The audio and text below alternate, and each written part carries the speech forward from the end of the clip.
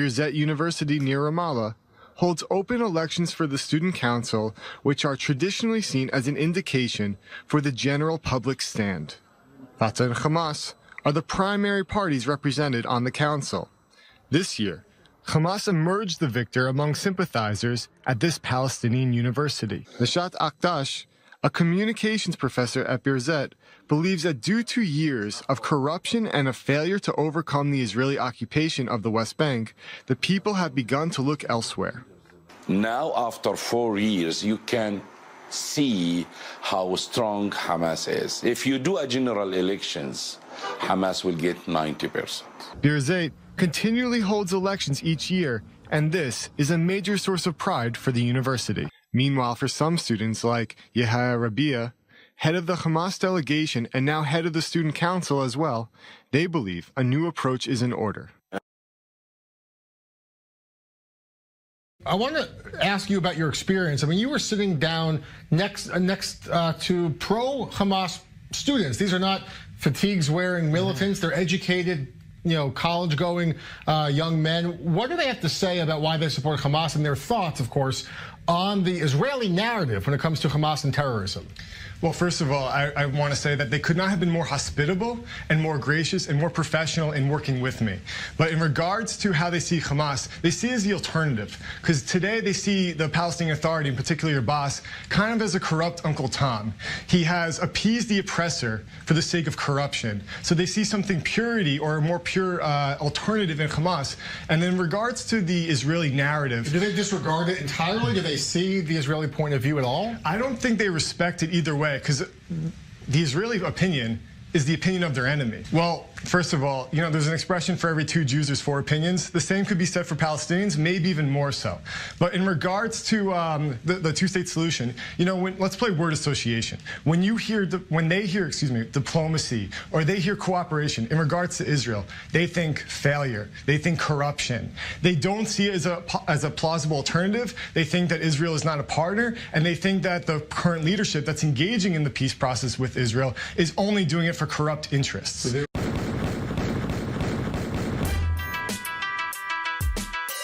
one of the world's most efficient martial arts. Krav Maga is an integrated system of self-defense, combatant fighting, third-party protection. Now, some of his top students are disputing who is the real grandmaster of Krav Maga. Do we really need these titles to establish themselves above the instructor's role? A grade is as important as the person who gave it. Your background and your titles, which is important, definitely.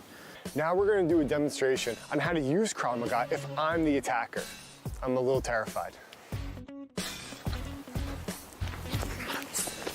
Oh. So are you hurt or not? Well, she went easy on me, so I'm okay. Okay, but... only your ego. When you didn't see the knife coming. If the knife is coming, then obviously it's something completely different. Moved out of this area, which is the dangerous area, and strike once or twice. Something like this will be enough. Glenn Field, Strictly Security, Stronger. I-24 News. Yeah, nice. Appreciate it.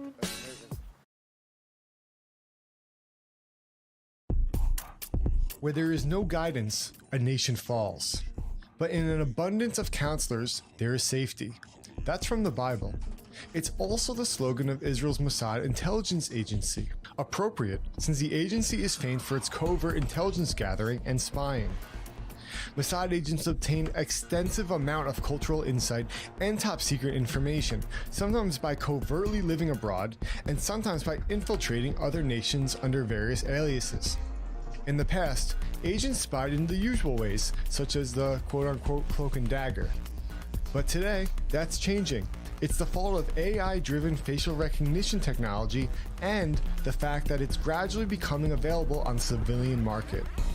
This complicates agents' abilities to keep their identities, something of which the Mossad is only too aware. For normal people, this technology is good.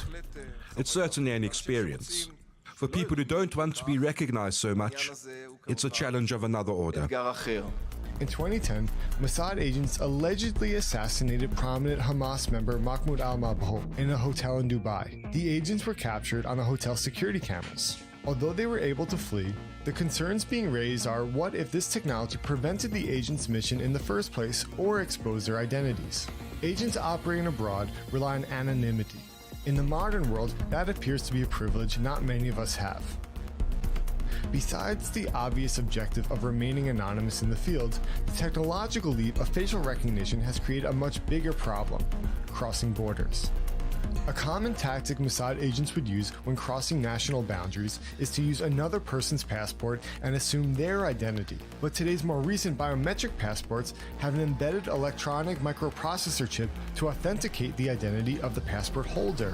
This makes it harder for agents to slip into a country under a new alias. Axon Vision Analytics is one of several high-tech startups supplying smart surveillance, which in addition to facial recognition offers drone cameras and tracking capabilities. If, for example, someone is caught on a specific time and then he returns, maybe to the same sensor, maybe to another sensor, and that's the exact problem of identifying and tracking him between different, maybe geographical areas. Meanwhile, some of today's leading experts in security technology believe that regardless of civil liberty concerns, with the capabilities readily available, it's only a matter of time before they become the norm. So once you incorporate face recognition, you know that's the guy, Bin Laden, okay? He's the guy. Authorize your machine. So imagine technology-wise, not rules and not, policy. Technology is here to allow you to have the face recognition capability, to understand that that's the enemy, to pop up, shoot, go back. It's tomorrow. It's tomorrow. It's behind the corner. You fought in Bosnia. Describe for me the atmosphere among your brothers in arms, and what was the collective goal in the fighting? In Bosnia, it was more clear-cut. There was a ethnic cleansing. There was, what the United Nations at the time described as genocide, and at the same time, so it was justified because we were wearing military uniforms, and the enemy was wearing military uniforms. We were not stationed in the cities. We were stationed in the mountains. There, we were not fighting as operatives. We were fighting truly. This debate with people when they were saying that, didn't you feel like a terrorist there? And I would say no. In your opinion, where do you think Islam as a culture is going? I would say there is definitely crisis within Islam. The problem is that the preaching in the Muslim world basically suffered, lots of crises because in Islam, and as you know, many of your viewers basically will recognize this, Islam actually is a guilt-based religion.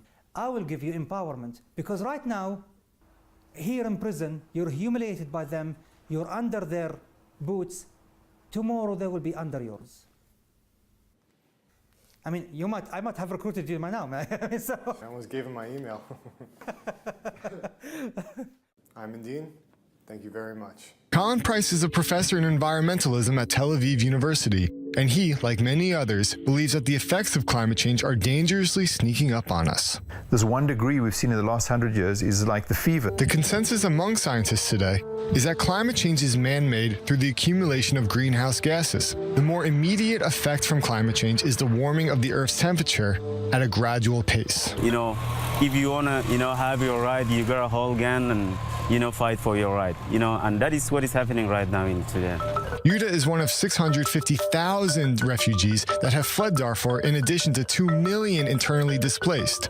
In hopes of stability and prosperity, he now resides in Israel's Tel Aviv. If there is a war, it's still going on. But government initiatives are not the only solution. Initiatives like Green in the City, located in Tel Aviv Center, has reconciled an approach that's both urban and agricultural. When people that live in the city grow their own food, it means that food doesn't have to travel a lot. Reconnaissance, the practice of observation of a region to locate an enemy or ascertain strategic features.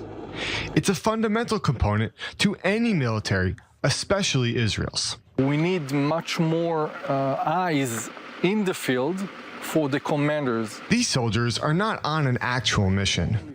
This is a drill, and these are not enlisted soldiers. They're reservists, former soldiers called back from their civilian lives for occasional military service.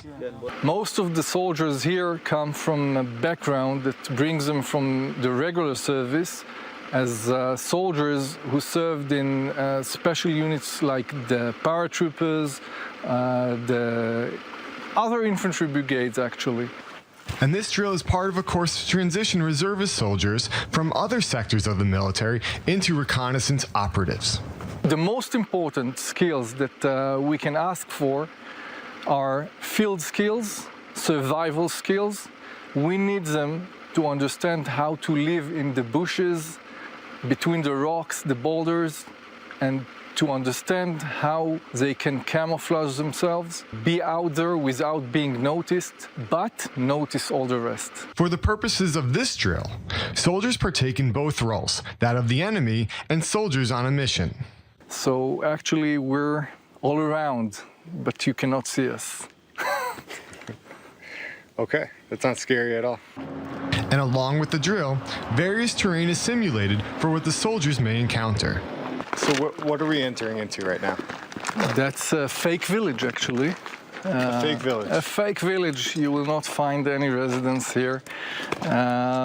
Just, you know, camouflaged soldiers as enemies. Although not very big, the village comes with distinct Middle East characteristics. It even comes with a makeshift tunnel simulating something that was a key issue during 2014's Operation Protective Edge